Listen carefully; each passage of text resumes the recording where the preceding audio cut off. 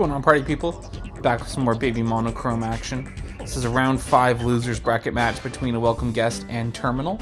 This is actually take 2. I did a full breakdown of this match, and Camtasia lost the whole thing about an hour ago. But I don't know, I was chatting a little bit with Terminal on Discord, and they were saying, do it again, man, it's worth it, and I agree. So there's going to be no surprises here. I know how this match goes, but I'm still going to cover it because it was a good one. So there you go. Just going to fess up. I'm not going to pretend like I don't know what happens. Honestly, I don't know. I kind of forget what happens too, but there you go. So welcome guest, Terminal. Both players with very similar avatars. Terminal's might be a custom avatar. It's tough to tell. Welcome guest has N, and Terminal has Flamboyant M. Man, the joke was a lot funnier the first time I did the recording, but whatever. It's fine. It's fine. You guys are never going to see that take, so there you go. Anyways, welcome guest, bringing a pretty offensive team here. And you got some defensive Pokemon in the back there just to help support. But yeah, Diglett, Omnimite, Natu, Pawniard, Mindfu, and Ghastly. And I literally just watched this match. I still can't remember if that was a Hazard-focused Omnimite or a Shell Smash Omnimite. Guess we're going to have to find out together, folks. Terminal, on the other hand, bringing a Carvanha team. Carvanha Pokemon seed more and more usage as this tournament goes on. An Omnimite, Fungus, Drifloom, almost straight up called that thing Balloon, but here we are. A Drillbur and a Porygon, so maybe a little bit more on the defensive side, but overall both players bringing pretty similar team structures, I would say. Mindfu lead from welcome guest. Carvanha lead from Terminal. Click and protect right away. Mindfu went for the U-turn here. Carvanha going to be able to outspeed here no matter what now, but switches out into Omnimite as Mindfu just clicks U-turn there again on the Omnimite. That gets a speed boost now because of the weak armor. Able to set up Stealth Rocks here as welcome guest just follows up with the Earth Power.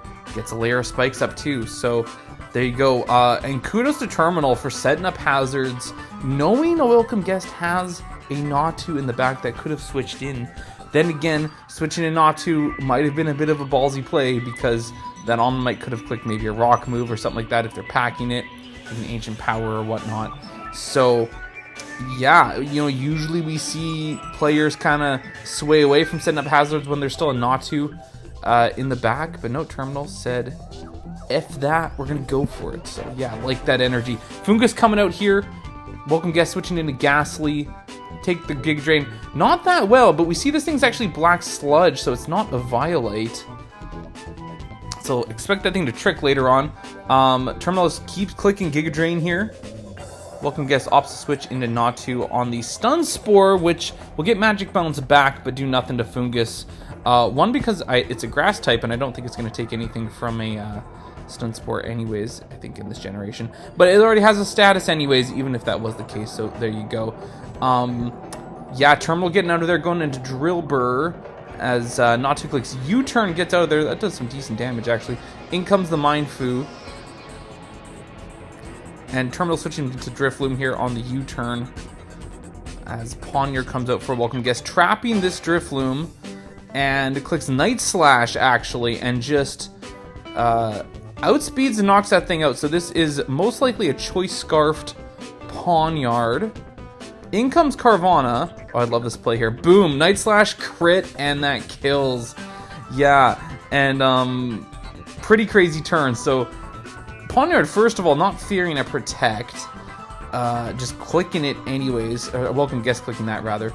And we see in the chat here, not only did the crit matter, but the roll on the crit actually mattered too. So if I'm interpreting that correctly, so pretty nuts, pretty crazy turn, because I mean that's not just the crit, but that's also the crit and the roll. So wild turn there. So Carvanha's dropped, and welcome guest has 6 Pokemon left. Terminal has 3. So Porygon coming out here, traces Defiant, takes a Night Slash, no crit this time, thankfully, and gets off a T-Wave on the Pawniard. In comes Mindfu to hopefully threaten this Porygon a little bit more. Clicks Recover as Mindfu goes for Taunt, and Porygon actually has the Psychic in the back, so is able to do a good 52%. U-turns out of there, the Mindfu that is. In comes the Pawniard, take the next Psychic And that's exactly what happens. Ice Beam onto the Pawnyard, fully paralyzed.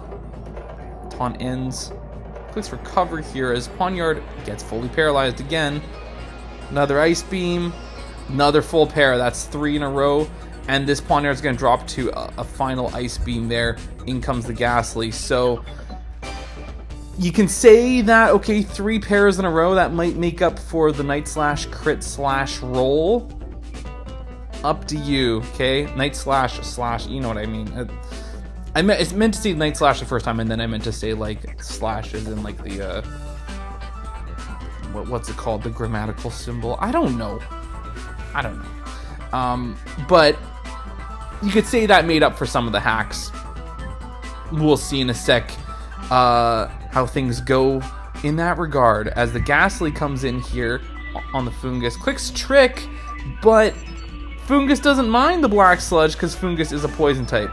So I had to double check that. I was like pretty sure it's a poison type too, but yeah. So I'm thinking Termnal did predict the trick there and brought in a Pokemon that actually doesn't really mind getting tricked, but that means it's not going to take a Shadow Ball quite as well, and Ghastly's going to take a Giga Drain better than it would have with the Black Sludge.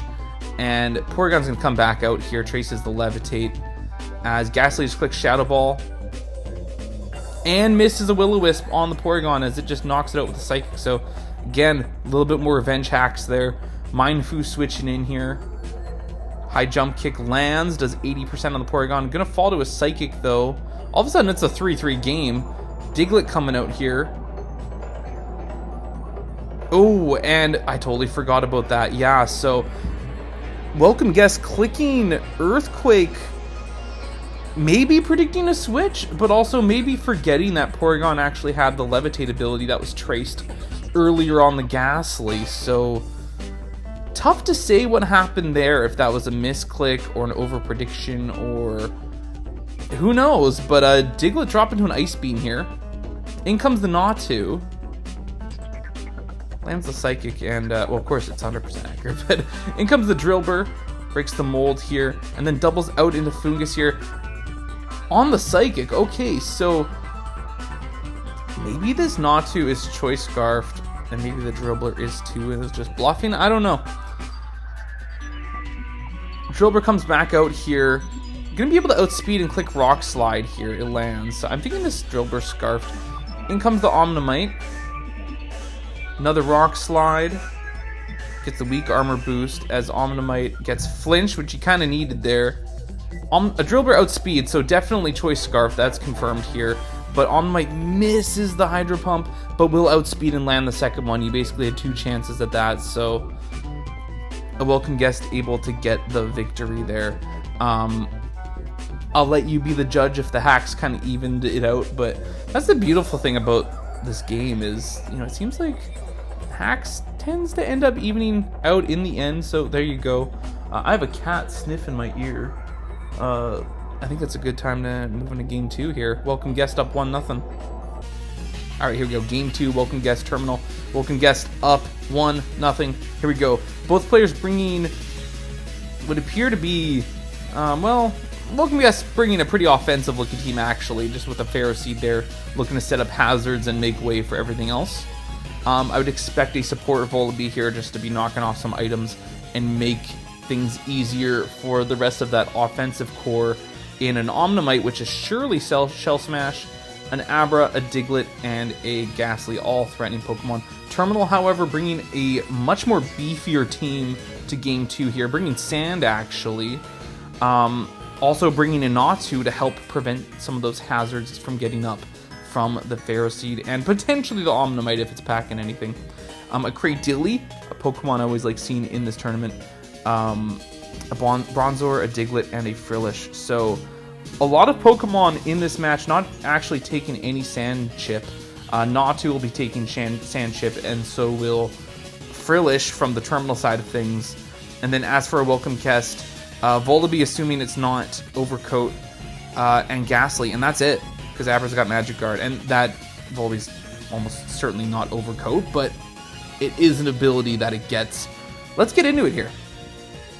Hippo lead from Terminal. Volibee lead from Welcome Guest. Clicking knockoff right away to knock off Hippopotas's Violate there. Sets up Stealth Rocks right away. Spamming knockoff here, maybe predicting a switch. Hippo's just going to slack that damage off. As Volibee spamming that. There's the crunch. So weak armor boost and the defense drop, which I think this helps Terminal more than anything. Slacking off that damage. So just putting this Volibee on a little bit of a timer here. Goes for the Roost. Hippo's clicking crunch again. Maybe trying to get a defense drop. Gets a crit actually. And gets a defense drop from the weak armor boost, but not from the move itself. U-turns out of there, so Volibee's going to come in there with a bit of... You're going to return with a bit of chip. In comes Ferroseed to take the next crunch. Give some Iron Barbs damage to the Hippo there as it switches in Natu. Welcome Guest doubling into Volibee here. Hoping to get a good matchup against the Natu. That's going to be a trend in this game, as you'll see.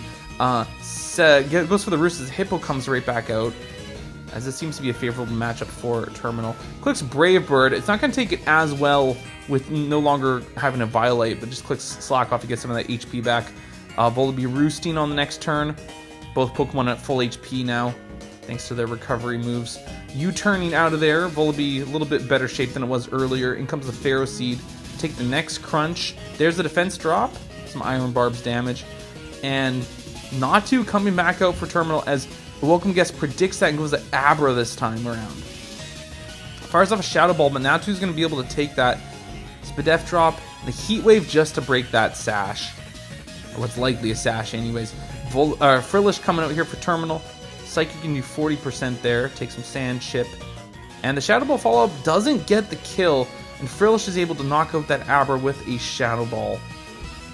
Things getting chipped due to Sand. It's got one more turn left in it. In comes Volibee. Just going to knock that thing out with a knockoff. There goes the Violate. No Cursed Body either. It gets Cursed Body, right? Yes, it does. U-turning on the Hippo coming out here. In comes the Ferroseed. Slacking off here. Are we going to see Natu come in? And are we going to see Welcome Guest switch again? Yes, we do. They go into Diglett this time. Potential for Pursuit trapping this Natu here. As Hippo comes out on the beat up. Okay, get a crit on one of them. So you can get 5 hits in.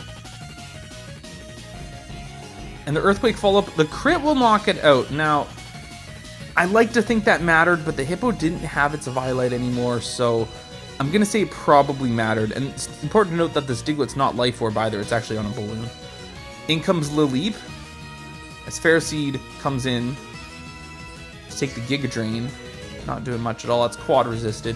In comes the Diglett on a balloon. As the Lileep clicks Hidden Power, tough to say. It might have been Fire. And then Diglett gets Big Earthquake in as it's going to drop to a Giga Drain. And Lileep's looking in pretty good shape here. 4-4. In comes Ghastly, threatening that thing out. And Natu just as a sack to the Sludge Bomb there. And in comes the Diglett here. Goes for the Rock Slide. It's Life Orb. And it's going to have to take a Shadow Ball because it didn't flinch the Ghastly with the Rock Slide. But is able to 2-hit KO that thing. This Diglett is Life Orb. It's important to note. In comes the Ferroseed. It's not going to be able to take an Earthquake, actually, from the Life Orb Diglett here. Volibee coming in for a Welcome Guest.